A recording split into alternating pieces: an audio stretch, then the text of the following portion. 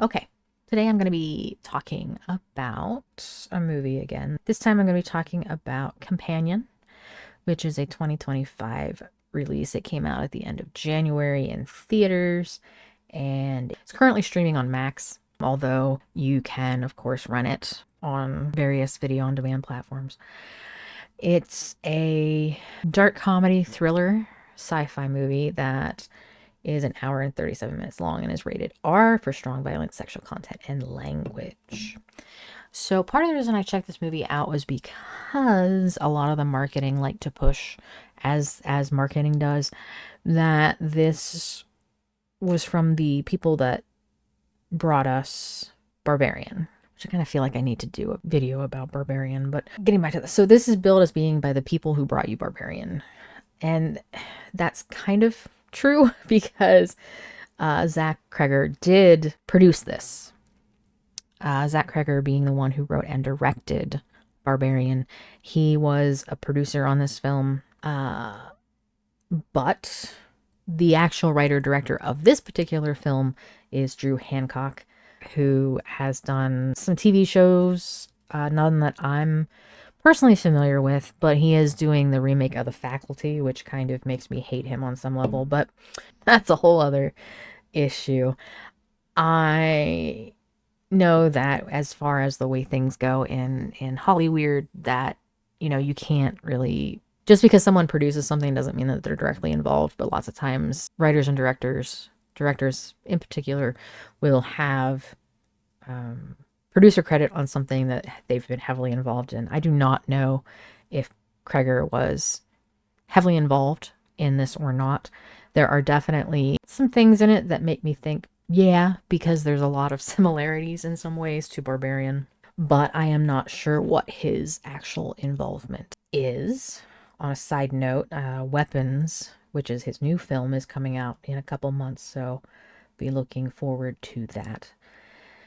So the cast of this one stars Sophie Thatcher, who has been in Yellow Jacket, and she was in Maxine. She was in the 2023 Boogeyman that was based on the Stephen King story, and she was in last year's Heretic with Hugh Grant.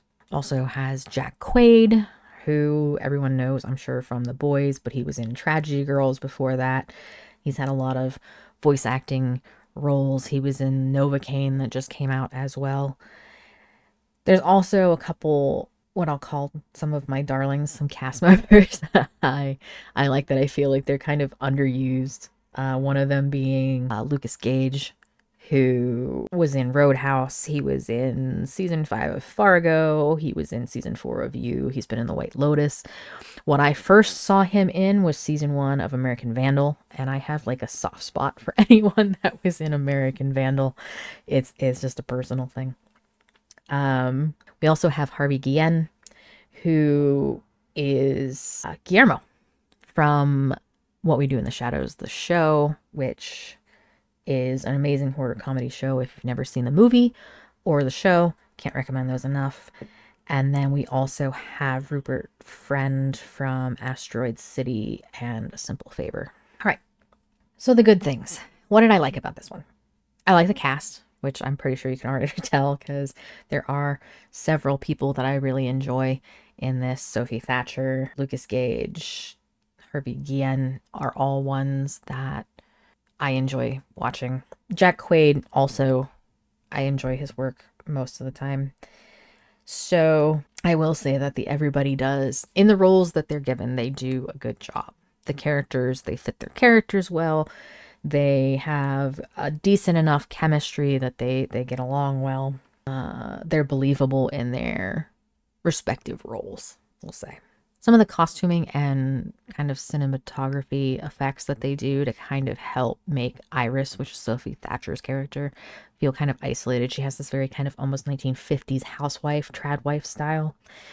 And just some of the ways in which things are framed and the way in which she relates to the world and those around her really does a good job in kind of separating her out from everyone else, which ties into the overall aesthetic of this movie. It was pretty, I enjoyed it. The overall aesthetics of this movie are very enjoyable in my opinion. It's a very slick very modern kind of thriller. It has a really good balance of kind of serious and lighthearted moments. And really the first half of this film is really well done, really interesting, and I thoroughly enjoyed it. Now there is a caveat to that, and I'll get to that in a second. The second half of the film isn't the same as the first half.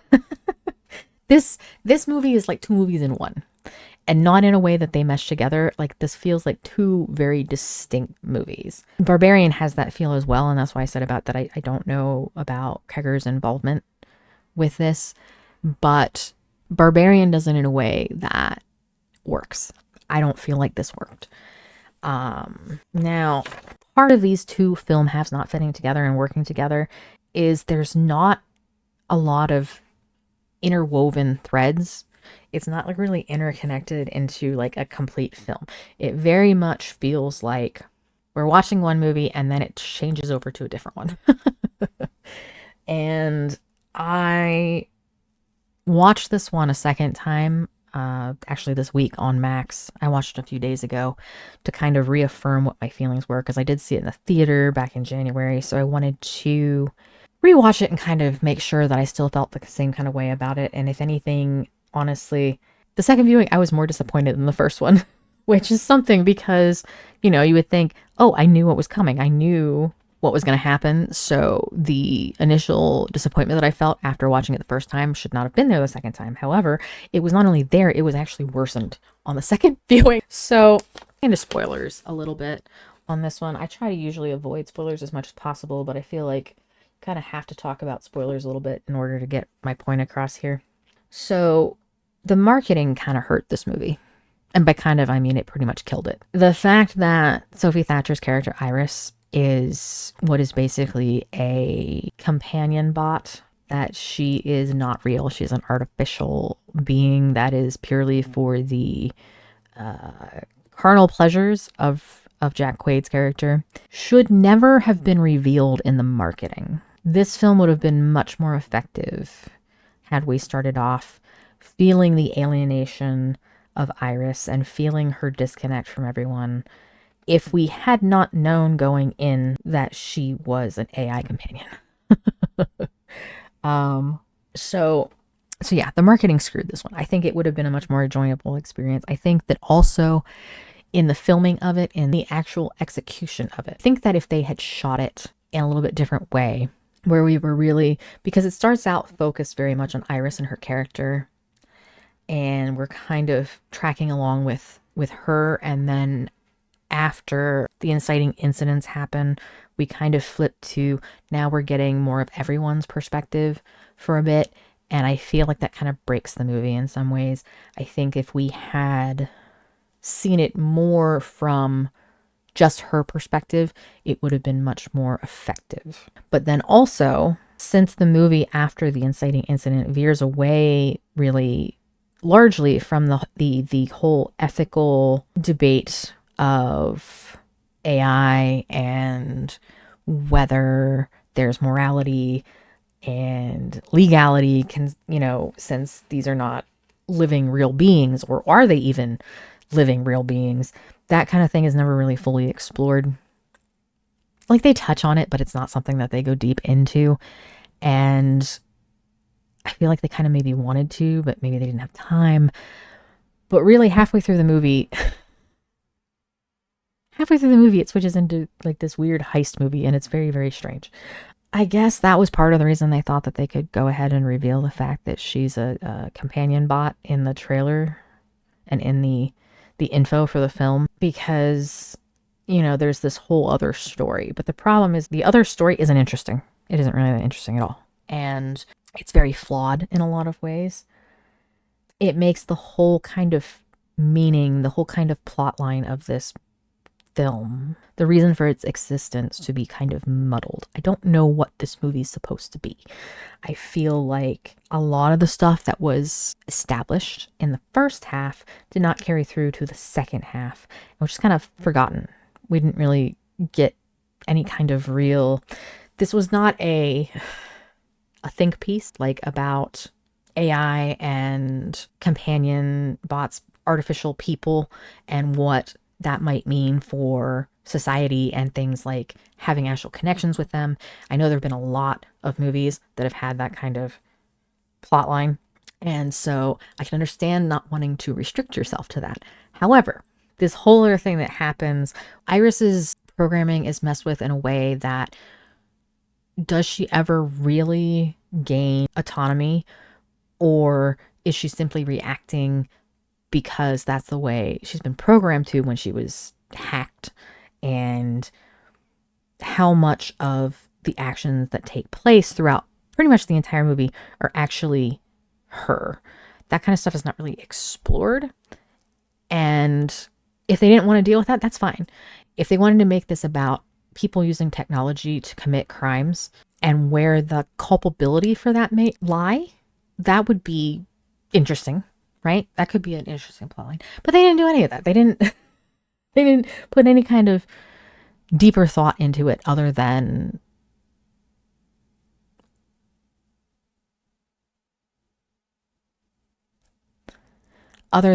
this is a movie about a